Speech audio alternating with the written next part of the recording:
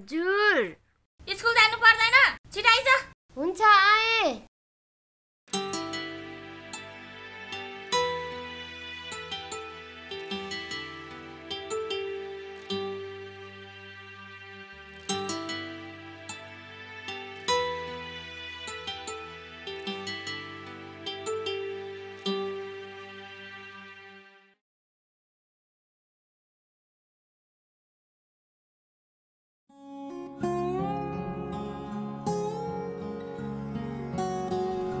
बुढाहरू कहिले नसुध्रिने भयो।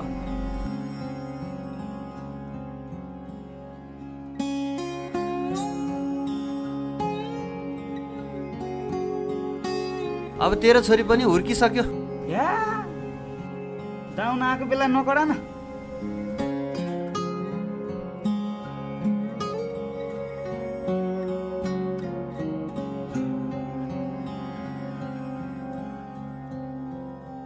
एक्का चौका एक्का चौका एक्का चौका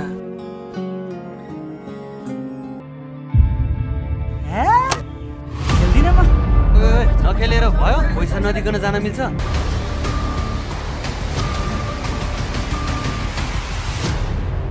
अहिले खुरुक्क आएर दिने नि, नत्र तेरो भैँसी।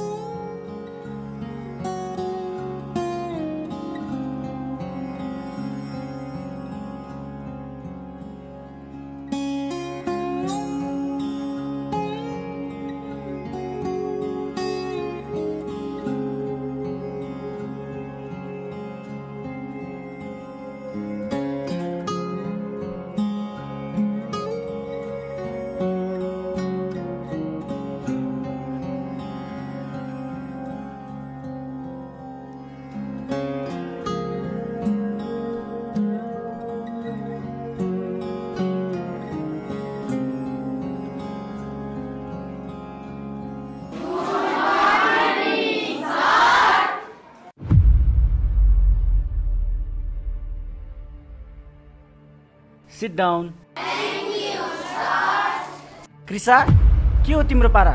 उठ्नु पर्दैन? तिम्रो अनुशासन छैन? सर। भन त, के भयो तिमीलाई?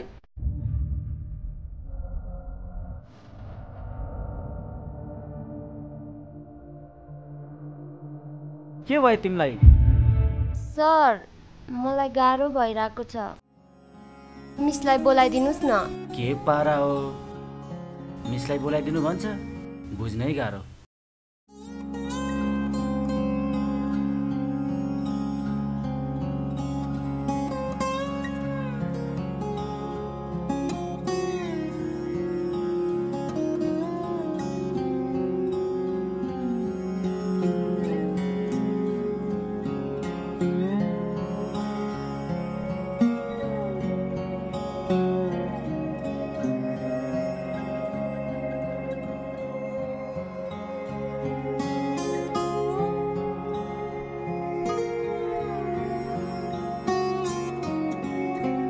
भन कृषा, के भयो तिमीलाई?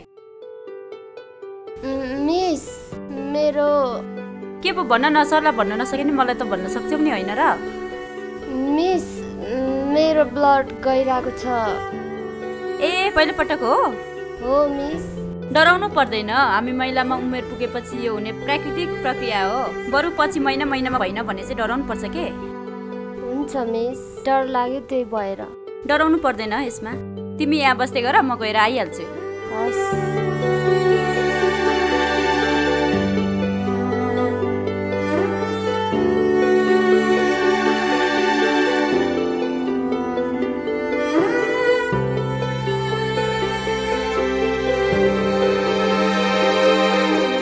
ल यो लगाऊ है।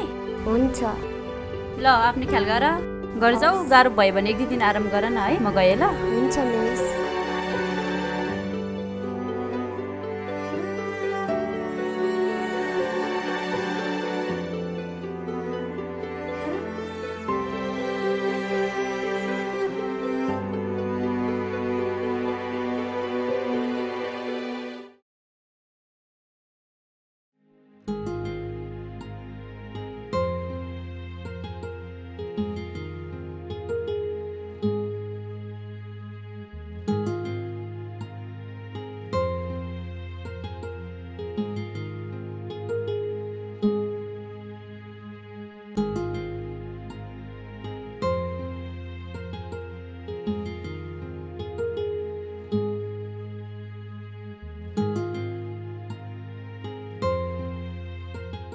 ओइ काले मोमो पाकेन भने एकछिन न हौ 5 मिनट जति त लागिहाल्छ नि।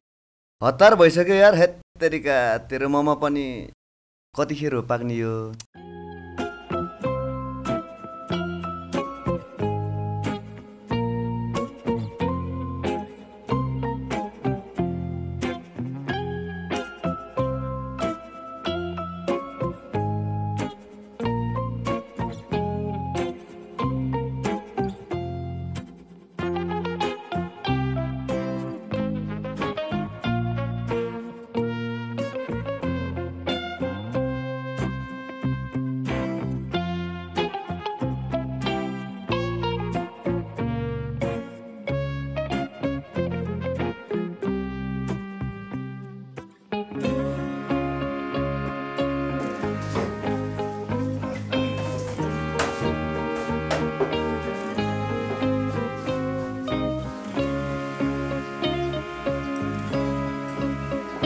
दाइ खाजा के छ? ओहो किरिसा, आज स्पेशल मोमो छ नि। हो र ल्याइदिनुस् न त 1 प्लेट। ल एकछिन बस्दै गर न।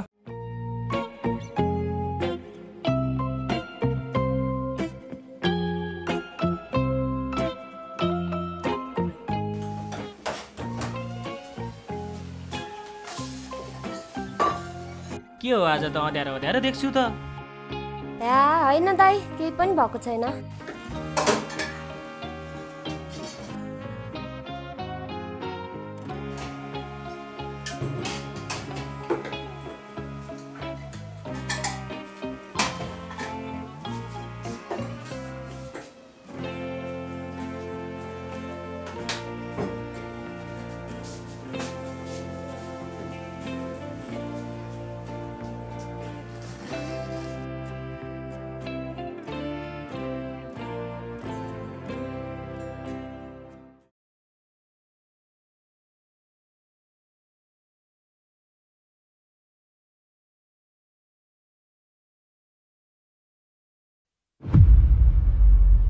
दाइ के को मोमो हो र?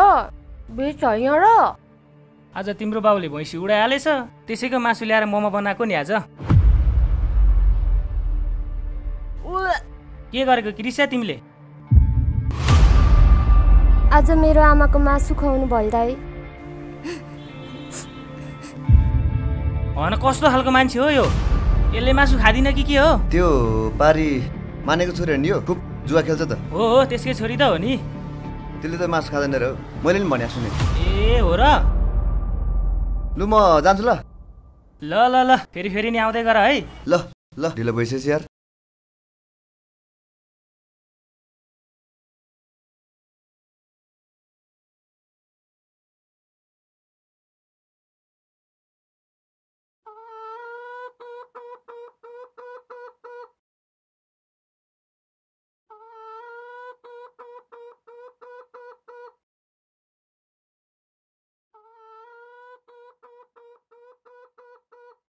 जडिया जहिले यसरी मातेर बस। भएको भैँसी पनि सकिस्, अब एउटा थोत्रे घर छ त्यो पनि सक। बाँकी आमा छोरी छौ त्यसलाई पनि बेचेर खा। एउटा भैँसी बेचेर खायो भन्दैमा त्यति साह्रो नभन्न हौ। त्यो नाथे भैँसी त म भोलि पर्सि किनिहाल्छु नि।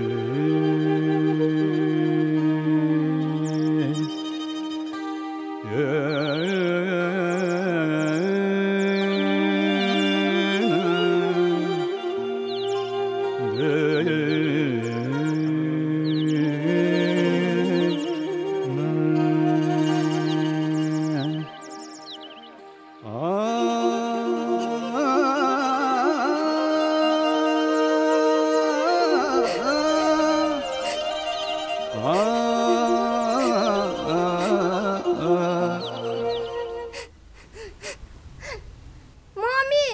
हाम्रो भैँसी खै?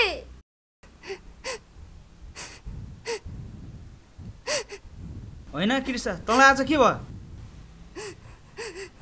हाम्रो भैँसी खै? तेरो बाउले बेचेर खाइहाल्यो नि। मलाई त्यही भैँसी चाहियो। तेरो जाँच फिस तिर्ने पैसा भएन, मैले त त्यही भएर बेच्दिएँ। खुब तेरो बाउको त कुरा मात्रै हो छोरी। यसलाई त मैले उहिलेदेखि सम्झाएको, कहिले भनेको मान्ने होइन। हाम्रो बुवाको व्यवहार यस्तो नभएको भए मैले त्यति धेरै स्याहार सुसार माया गरेर पालेको भैँसीको मासु खानु पर्दैन थियो। हजुरहरूलाई थाहा थियो त म मासु खाँदिनँ भनेर। बुबाको यो हरकतले गर्दा जुवा दसैँहरूले हाम्रो भैँसी लगेर काटेछन्। म शाकाहारी किन बनेको हजुरहरूलाई थाहा छ? जनावरहरू पनि हामी जस्तै प्राणी हो। उनीहरूलाई जति धेरै माया गर्यो त्यति नजिक हुन्छ। मैले त्यति धेरै माया स्याहार सुसार गरेर पालेको भैँसी आज हाम्रो बुबाको व्यवहारले गर्दा त्यसकै मासु खानु पर्यो। नरु छोरी नरु, अबदेखि म यस्तो गल्ती कहिले पनि गर्दिनँ। न तास खेल्छु, न जुवा खेल्छु, न रक्सी खान्छु। मैले त सोचेको थिएँ त्यो एउटा भैँसी जनावर न हो, त्यही भएर बेचिदिए। तैँले त्यो भैँसीप्रति गरेको माया देखेर मलाई साह्रै दुःख लाग्यो। तिमीहरू दुईजनाले सक्छौ भने मलाई एकचोटि सुध्रिने मौका दियो।